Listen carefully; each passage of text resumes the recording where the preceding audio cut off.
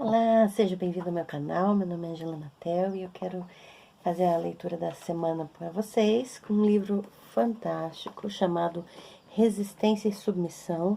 São cartas e anotações escritas na prisão do Dietrich Bonhoeffer. Ele foi um pastor luterano que fez parte da Operação Valquíria, aquela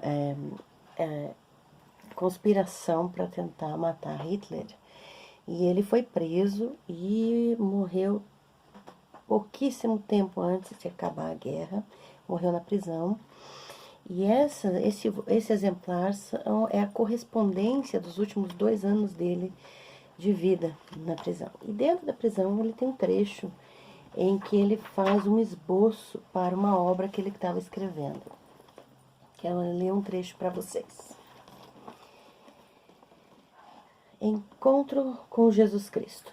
A experiência de que aqui se dá a inversão de toda a existência humana pelo fato de Jesus só estar aí para os outros.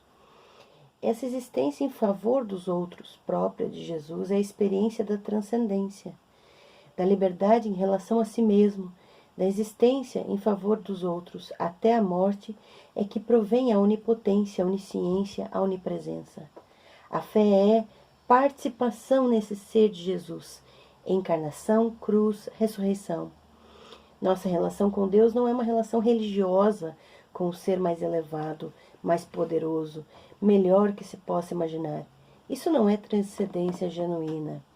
Mas nossa relação com Deus é uma nova vida na existência para os outros, na participação no ser de Jesus. O transcendente não são as tarefas infinitas e inatingíveis, mas é o respectivo próximo que está ao alcance. Deus em figura humana, não como nas religiões orientais em figuras de animais, como monstruoso, caótico, distante e terrível, mas tampouco nas figuras conceituais do absoluto, metafísico, infinito. Tampouco na figura grega do homem-deus, do ser humano em si, mas do ser humano para os outros. Por isso crucificado. O ser humano que vive do transcendente, interpretação dos conceitos bíblicos a partir daqui, criação, queda, reconciliação, penitência, fé, vida nova, coisas últimas.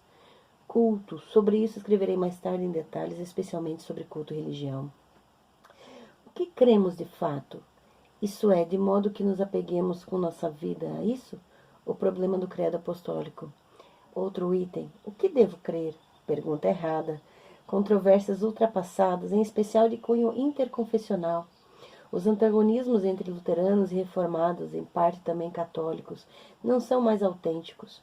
Naturalmente é possível a qualquer momento reconstituí-los com patos, mas eles não surtem mais efeito. Não há prova disso. Simplesmente deve-se ousar partir desse pressuposto. Mas é possível provar que a fé cristã bíblica não vive e não depende desses antagonismos. Barth e a Igreja Confessante fazem com que constantemente nos entrincheiremos atrás da fé da Igreja e não perguntemos e constatemos com toda honestidade o que nós mesmos de fato cremos. Por isso também a Igreja Confessante não sopra um vento totalmente livre. A explicação de que o mais importante não sou eu, mas a Igreja, pode ser uma desculpa padresca e sempre recebida dessa maneira lá fora. Muito parecida é a alegação dialética de que não disponho da minha fé e por isso também não posso dizer simplesmente o que acredito. Todas essas ideias, por mais justificadas que possam ser no seu contexto, não mais eximem da honestidade perante nós mesmos. Nós não podemos, como os católicos, simplesmente identificar-nos com a Igreja. Aliás, aqui de certo reside a origem da opinião generalizada a respeito da falta de sinceridade dos católicos. Portanto, o que de fato cremos? Resposta sobre os outros demais itens. Terceiro capítulo desse meu esboço. Decorrências. A Igreja só é Igreja quando está aí para os outros. Como primeira providência, ela deve presentear todo o seu patrimônio aos necessitados. Os pastores devem viver exclusivamente das doações espontâneas da comunidade e eventualmente exercer uma profissão secular. A Igreja deve participar das tarefas mundanas da vida social humana, não dominando, mas auxiliando e servindo. Ela deve dizer às pessoas de todas as profissões o que é uma vida com Cristo e o que isso significa, e que significa existir para os outros. Em especial, a nossa igreja terá de combater os vícios da híbris, da adoração da força, da inveja e da ilusão como raízes de todo o mal.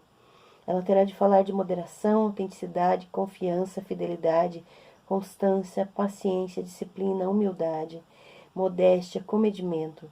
Não poderá menosprezar a importância do exemplo humano, que tem sua origem na humanidade de Jesus, e é muito importante para Paulo. Sua palavra obterá ênfase e força, não através de conceitos, mas pelo exemplo.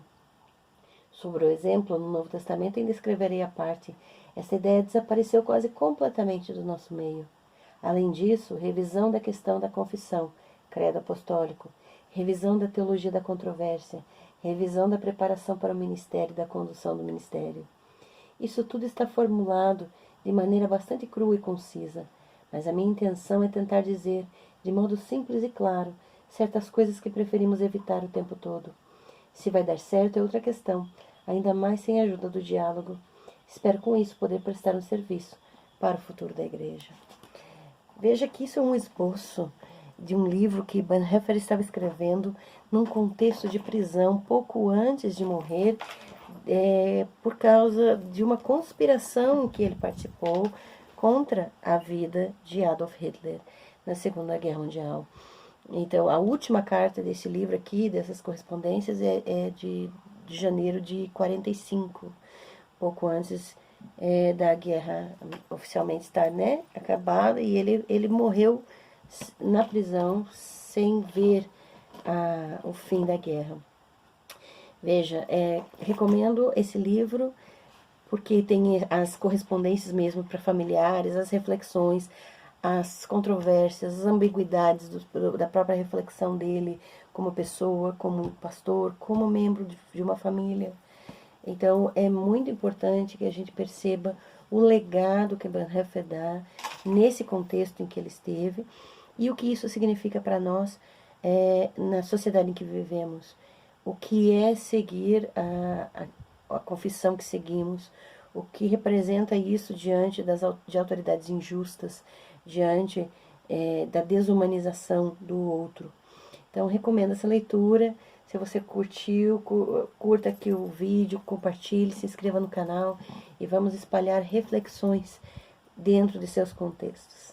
Boa semana para vocês, pessoal.